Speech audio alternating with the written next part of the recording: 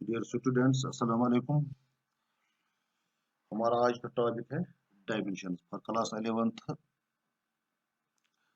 और इसके बाद हम डायमेंशन फार्मूला भी पढ़ेंगे आज की इस क्लास में।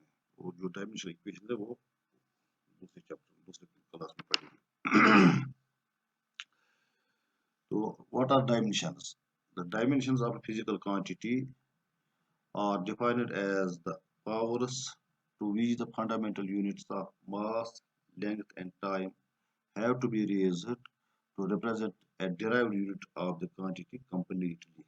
Derived unit. तो यहाँ पे हम क्या करते हैं, सिर्फ मास, लेंथ और टाइम को लेते हैं। तो फिर देखते हैं कि जो भी डेराइव्ड यूनिट है, डेराइव्ड फिजिकल क्वांटिटी है, तो आपको पहले ये याद रखना चाहिए फंडामेंटल फिजिकल क्वांटिटीज सिर्फ कितने हैं? 7 है और 2 सप्लीमेंट्री भी है, तो 9 है टोटल जो मैंने आपको पढ़ाया है। तो उसमें से हमें सिर्फ 3 फंडामेंटल फिजिकल क्वांटिटीज लेने हैं, मास, लेंथ और टाइम। अब ये 7 भी ले सकते हैं, लेकिन इस 11th के क्लास में आपको सिर्फ 3 लेने हैं, मास, लेंथ और टाइम। तो मैं आपको समझाऊं, जो वेलोसिटी है, वेलोसिटी डेराइव्ड क्वांटिटी है, वेलोसिटी डिस्टेंस बाय टाइम के बराबर होते हैं। तो अब हमने देखना है कि वेलोसिटी में मास, लेंथ और टाइम कितने आते हैं, तो पावर क्या है उनका, तो ये देखना है हमको। तो उनको फिर पावर देना है, जो अभी मैं आपको एग्जाम्पल समझाऊंगा नीचे, उससे आपको समझ में आ जाए कि ये डायमेंशंस क्या होते हैं। तो डायमेंशन जो होते हैं वो एम, एल और टी के पावर्स होते हैं, एम, एल और टी के पावर्स होते हैं। The fundamental units of mass, length, and time are generally represented by the symbols capital M, L, and T respectively. These symbols are called the dimensions of mass, length, and time. These symbols are called the dimensions of mass, length, and time. Suppose we have to obtain the dimensions of volume.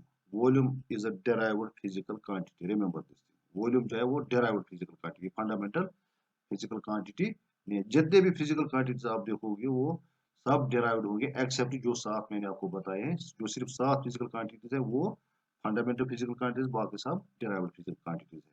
उनके बगैर जितनी भी physical quantities आएंगी वो सब derived physical quantities हैं। तो इसी तरह जो 7 फंडामेंटल फिजिकल क्वांटिटीज की यूनिट्स है, वो फंडामेंटल यूनिट्स हैं, और बाकी डेराइव्ड फिजिकल क्वांटिटीज की यूनिट्स डेराइव्ड यूनिट्स हैं।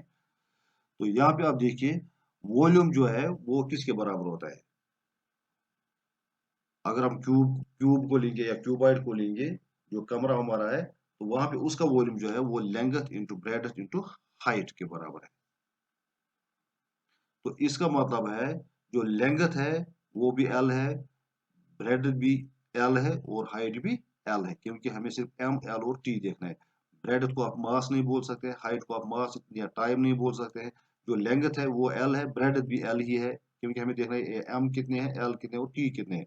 तो जो ब्रेड है किसी कमरे की, उसको हम लेंथ बोल सकते हैं, मास और टाइम नहीं बोल सकते। हाइट को भी हम लेंथ बोल सकते हैं, मास और टाइम नहीं बोल सकते। So L into B into H, length into breadth into height. तो इसका मतलब हो गया volume is equal to L into B into L, sorry L into L, क्योंकि बी के बदले भी हमें क्या लिखना है, L, and we have to write L for H also. So L into L हो गया L cube. Here L is raised, अब देखिए एल का पावर कितना है, एल का पावर कितना बन गया 3। Here L is raised to the power 3, here L is raised to the power 3 to represent the volume completely. इस साइड में हमें वॉल्यूम आ गया, तो इस साइड में एल को हमें कितना पावर देना पड़ा है, 3। As unit of mass and time are not required in represent volume. हम यहाँ पे देखते हैं एम का पावर है ही नहीं, यहाँ पे टी का पावर है ही नहीं, तो हम क्या लिख सकते हैं,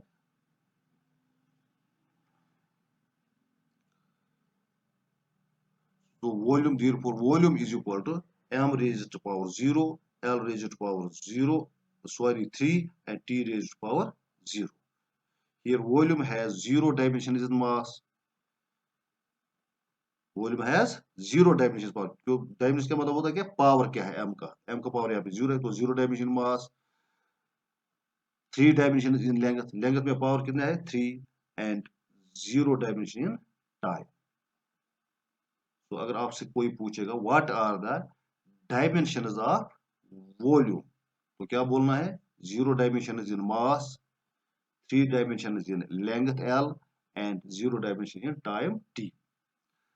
इसी तरह आपको एरिया पता है, एरिया किसके बराबर होता है, लेंथ इंटू ब्रेड्थ। हो गया एल इंटू बी। अभी मैंने बोला है एल को हम एल लिख सकते हैं, बी को भी हम एल ही लिख सकते हैं, क्योंकि बी को मास नहीं लिख सकते, ब्रेड्थ को हम टाइम नहीं बोल सकते, ब्रेड्थ को हम लेंथ बोल सकते हैं। इसलिए area is equal to L into L. तो area is equal to L square. तो जब एरिया को आप देखते हैं, यहाँ पे एम का कोई रोल ही नहीं है, एम तो है ही नहीं इसमें, तो टी भी नहीं है। तो इस तरह एरिया हम लिखेंगे एम रेज टू पावर 0, क्योंकि एम का कोई पावर है ही नहीं यहाँ पे। एल रेज पावर 2, क्योंकि एल का पावर हमें 2 आ गया है। And T raise power 0। तो आप क्या बोलेंगे, here area has 0 dimension in mass, 2 dimension in length and 0 dimension in time. और कोई पूछेगा what are the dimensions of area, तो आपको क्या बोलना है, आपको सीधे से बोलना है 0 dimension in mass, 2 dimension in length and 0 dimension in time.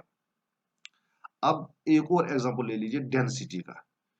Density किसके बराबर होते हैं, मास पर यूनिट वॉल्यूम, मास पर यूनिट वॉल्यूम। अब मास के बदले एम, ठीक, वॉल्यूम अभी हमने निकाला है, वॉल्यूम का एल क्यूब बनता है, तो एम बाई एल क्यूब। जब एल को हम ऊपर लेंगे तो जो 3 का पॉजिटिव पावर है वो नेगेटिव में चेंज हो जाएगा, 3 का जो पॉजिटिव पावर है ना वो नेगेटिव बन जाएगा, तो ये बन जाएगा एम एल रेज पर -3। तो अब एम का पावर क्या है, यहाँ पे आप खुद बोल सकते हो, एम का पावर 1 है, एल का पावर -3 है, और टी है ही नहीं यहाँ पे, तो टी का पावर 0 हो गया। सो density has 1 dimension in mass, -3 dimensions. Remember this thing, -3 dimensions in length and 0 dimensions in time.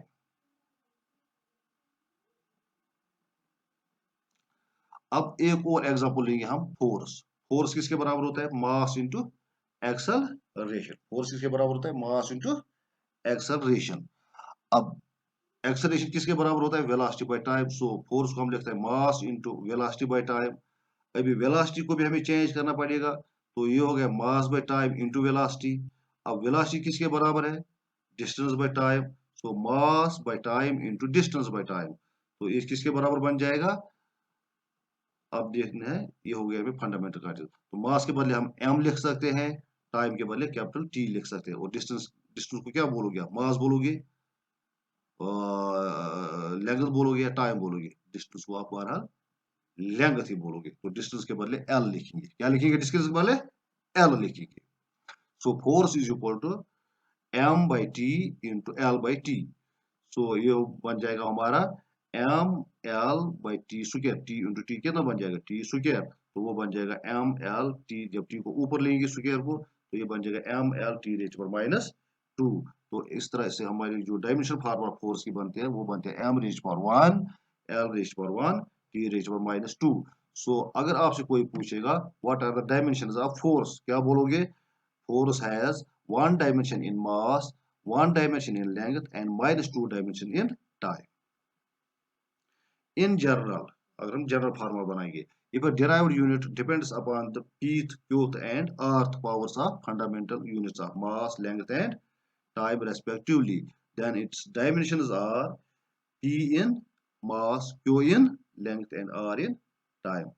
So p का वैल्यू के भी, therefore the derived unit is represented by m raised power p, l raised power q, t raised power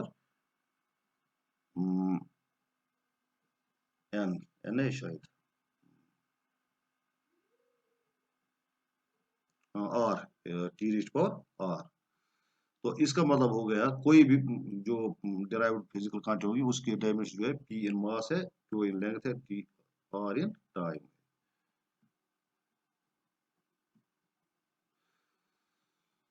ना उसके बाद जो हमारा topic बनता है वो बनता है डायमेंशनल फार्मूला। डायमेंशंस आपको समझ में आ गए, ठीक है। डायमेंशंस और डायमेंशन फार्मूला में ज्यादा फर्क नहीं है, आप परेशान नहीं होना। अगर आपको डायमेंशन समझ में आ गए तो डायमेंशन फार्मूला भी लिखना आपको आएगा। The dimension formula of physical quantity is an expression which tells us about two things, जो हमें दो चीजों के बारे में बताते हैं। The fundamental units on which the quantity depends, किस किस फंडामेंटल क्वांटिटी पे जो डिराइव्ड फिजिकल क्वांटिटी है वो किस किस फंडामेंटल क्वांटिटी पे डिपेंड करता है। दूसरा द नेचर ऑफ डिपेंडेंस, ये इनवर्सली डिपेंड करता है या डायरेक्टली डिपेंड करता है, वो पावर क्या है डिपेंडेंस का, ठीक है, स्क्वायर पे डिपेंड करता है, क्यू पे डिपेंड करता है, या पावर 1 पे डिपेंड करता है। For example dimension formula of velocity आप खुद निकालना घर पे। ये dimension formula of velocity is m raise power 0 l raise power t raise power -1। पता है कैसे बनता है? Velocity is equal to distance by time. तो जब डिस्टेंस के बदले क्या लिखोगे आप? लेंथ। टाइम के बदले क्या लिखोगे? t। तो m है ही नहीं यहाँ पे, तो m 0 बन गया। अब डिस्टेंस जो है वो l1 है और t नीचे है, उसको ऊपर करो तो -1 बन जाएगा। तो डायमेंशन फार्मूला क्या बन जाएगी वेलोसिटी की? ये याद रखना, डायमेंशन फार्मूला को आपको दो लॉन्ग ब्रैकेट्स में रखना है। किसमें रखना है? लॉन्ग ब्रैकेट्स के बीच में रखना है। तो इसलिए मैंने इसको लॉन्ग ब्रैकेट्स इस लेफ्ट साइड में भी डाले, राइट साइड में भी डाले, तो इस तरह ही बन जाएगी डायमेंशन फार्मूला। अब dimension formula, this is simply a dimension formula of velocity. Now what are the dimensions? What are the dimensions of velocity? Dimensions of velocity are 0 in mass, 1 in length and -1 in time. वो dimension है। Dimension इसके 0 1 और -1 है। और dimension formula ये है जो मैंने इसको ब्रैकेट लगाई और फिर m रेज पर 0 l रेज पर 1 t -1। अब ये हमें क्या बता दिया? दो चीजें बताई थी मैंने अभी आपको बताया। पहले ये कि किस किस फिजिकल क्वांटिटी पे डेराइव्ड फिजिकल क्वांटिटी डिपेंड करते हैं। यहाँ मुझे आप बताओ वेलोसिटी किस किस चीज पे डिपेंड करती है? मास पे तो डिपेंड करती ही नहीं है, क्योंकि मास का इसको 0 है डायमेंशन। और लेंथ पे डिपेंड करती है और टाइम पे डिपेंड करती है। वेलोसिटी तीन में से दो चीजों फंडामेंटल जो है उन पे डिपेंड करते हैं, मास पे डिपेंड नहीं करते। It doesn't depend upon mass, it just velocity just depends upon length and time. तो अब उसके बाद हमें देखना है नेचर ऑफ डिपेंडेंस क्या है। The fundamental units on which the quantity velocity depends are length and time. It does not depend on mass because it has zero dimensional mass.